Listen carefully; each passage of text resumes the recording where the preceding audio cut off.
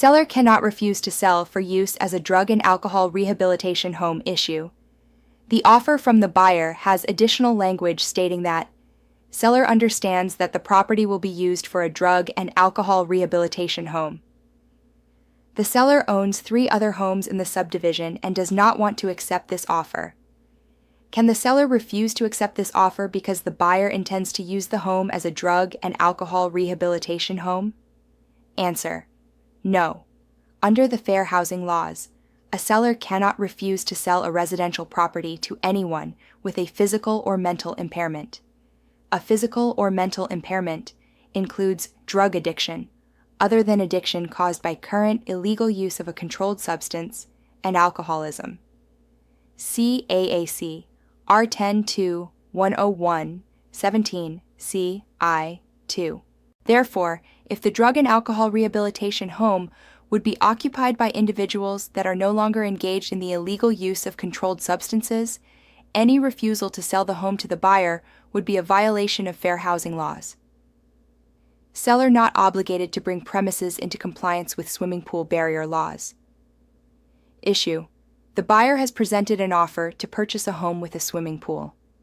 There is no fence around the swimming pool. The buyer has small children and has requested in the buyer's offer that the seller constructs a fence around the swimming pool. The seller has refused to accept the buyer's offer. If a buyer has small children, is the seller required to accept the buyer's offer? Answer: probably not. The fair housing laws do not require a seller to construct facilities for the protection of small children. Note: under the AAR Residential Resale Real Estate Purchase Contract, the buyer is required to pay for any costs in constructing a fence or otherwise complying with swimming pool barrier laws. If the buyer does not want to pay these costs, the buyer can cancel the AAR contract during the inspection period. Seller prohibited from disclosing to potential buyers a drug rehabilitation group home issue. One of the homes in the seller's neighborhood is a drug rehabilitation group home for recovering drug addicts. Is the seller required to disclose to potential buyers this drug rehabilitation group home? Answer: no. Recovering drug addicts or recovering alcoholics, but not current drug or alcohol users, qualify as a member of the disability protected class under the fair housing laws. Therefore, not only is the seller of the home not required to make the disclosure, the seller is prohibited from making any disclosure of a drug or alcohol rehabilitation group home in the neighborhood. RESPA is violated if title company pays brokerage for each transaction closed issue.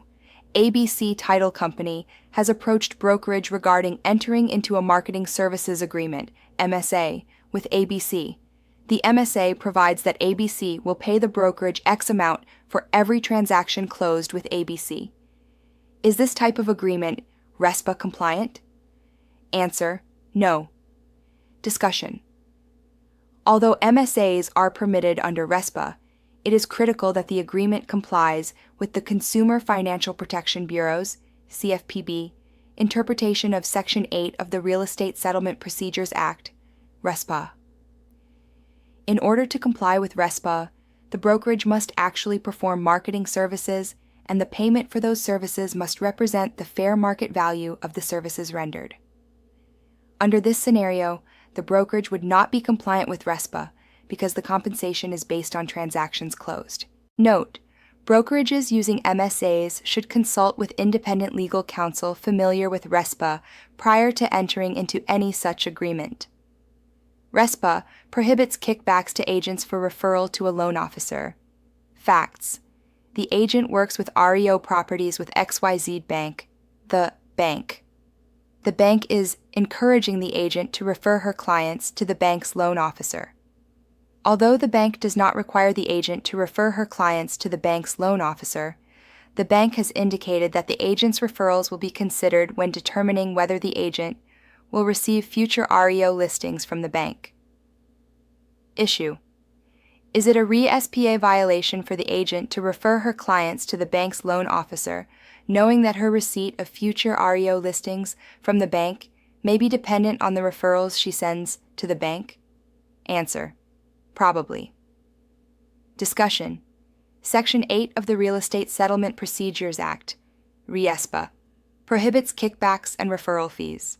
Section 8A provides, "No person shall give, and no person shall accept any fee, kickback, or thing of value pursuant to any agreement or understanding, oral or otherwise, that business incident to or part of a real estate settlement service involving a federally related mortgage loan shall be referred to any person." Therefore, Section 8 prohibits an agent from giving or accepting any thing of value for referrals of settlement service business. As a result, real estate agents, brokers cannot receive gifts, prizes, fees, or kickbacks, even if they are disclosed, for the referral of business to other settlement service providers. A thing of value includes, among other things, money, services, discounts, commissions, and even the opportunity to participate in a money-making program. Payment of a thing of value does not require transfer of money. Any type of consideration that has value to the recipient is covered by RESPA. Even a referral in expectation of a referral back can be considered a thing of value. For example, a mortgage lender who refers business to a real estate broker in anticipation of the referral of closing business to an employee of the mortgage broker would likely be found to have violated RESPA. Further, it is a violation of RESPA for real estate agents, brokers to receive a thing of value, even if the referral agreement is informal and not in writing. Thus, an agent's referral of business to a settlement service provider in exchange for the referral of REO business would likely constitute a RESPA violation. Despite massive stroke, seller is obligated to close sale of home issue. The seller is an elderly lady. 1 week prior to close of escrow, the seller suffers a massive stroke and is severely disabled. Although the seller is competent, she no longer wants to sell the home and is refusing to sign the deed. Is the seller still required to sell the home? Answer: yes. The buyer should issue a 3-day cure period notice, and if the seller still refuses to sign the closing documents, the buyer is entitled to file a lawsuit for specific performance of the contract and record a lis pendens to furnish legal notice that a lawsuit has been filed to get the title to the home. In the lawsuit, the judge can order the seller to sign the deed, with contempt of court as a remedy if the seller fails to sign the deed.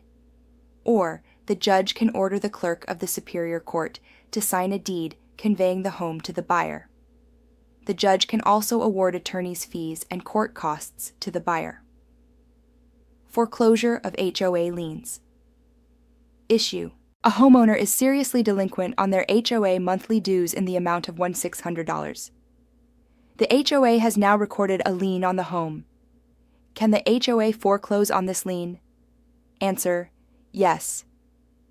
ARS.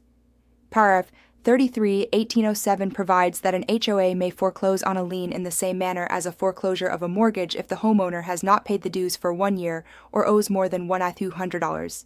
Note: the HOA, however, cannot record a lien for penalties or fines, but must file a collection lawsuit.